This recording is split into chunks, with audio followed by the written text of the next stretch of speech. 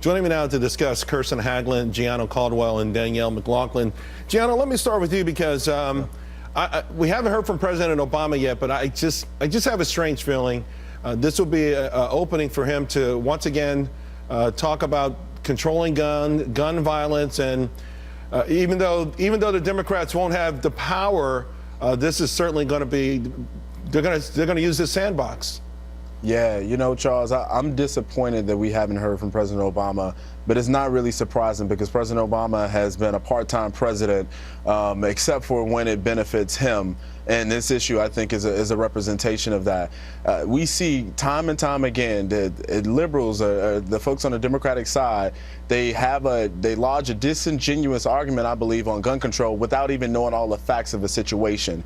Whether it be a gun, a knife, or whatever, this scenario may not have required gun control, and it may have been another way in which this guy could have committed terror. I think another example is the fact that reports are showing that there's an immediate link to terrorism here, and this individual in November of 2016 went to the FBI office and said ISIS was forcing him to join the fight, and yet they sent him home. So again, another failure on the part of the Obama administration, and I'm one thing thankful for in this scenario, that things will change under President Trump. Right, and the report that Gianno is referring to is on, I think CBS tweeted it out about 30 or 40 minutes ago.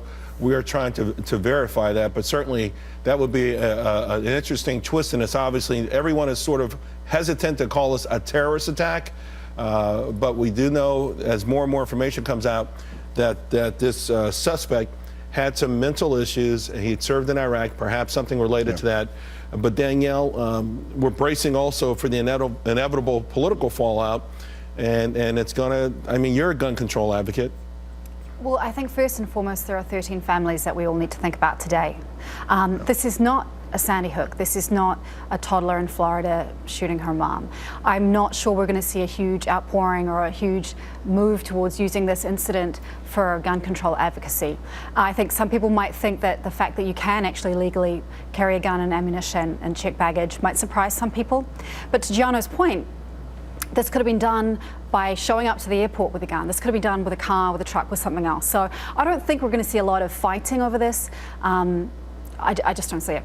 Oh, well, that would be refreshing, okay, because it is, you know, these are the times you do want to think about the families, but we do also know there's been a modus operandi and a pattern that to seize the moment, if you will. Right, and I've been, you know, as following the story throughout the day, and often social media is where this animus erupts first, right? And then a lot of the senators and Congress people, both on the right and the left, then stake out their positions. And we do know that people that are square in their camps on gun control are likely not going to, whatever happens, right, cross to the other side. So we already know that that debate is there. What's going to be interesting is to see where mental health now comes into the debate. Because as you mentioned, he does have a, you know, it looks like a history of mental health issues, but he also had a concealed carry permit, and he was able to, you know, have that gun. He had it legally. So how do we support our military men and women? How do we try to erase the stigma of mental health so that people like him can get help? People in his family, his mother, his brother said, oh, he seemed fine. Well, there's probably this huge stigma about admitting that you've come home from war and you have a serious issue that you need to get help with. So stigma and access to mental health treatment, I think, is going to be a big debate coming up. Yeah, Gianno, his brother said that he had received psychological treatment in Alaska when he served for the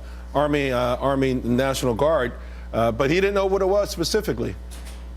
You know what's interesting, Charles? I worked for the Social Security Administration for many years, and we adjudicated many cases of folks that were disabled and they had serious mental conditions. But I know that everybody who's had psychological help doesn't mean that they're mentally disturbed. So to Kristen's point, I do agree that we have to look at that as an issue, but we don't know the details just yet to see if this is truly a link to ISIS or if it's a mental break of some sort. And from the facts that we're seeing coming out, it's impossible for us to know until the investigators really come to some strong conclusions, and hopefully we can prevent this kind of thing from happening again. Absolutely. All right, guys, thank you all very much. In the meantime, there was a record day in the Dow.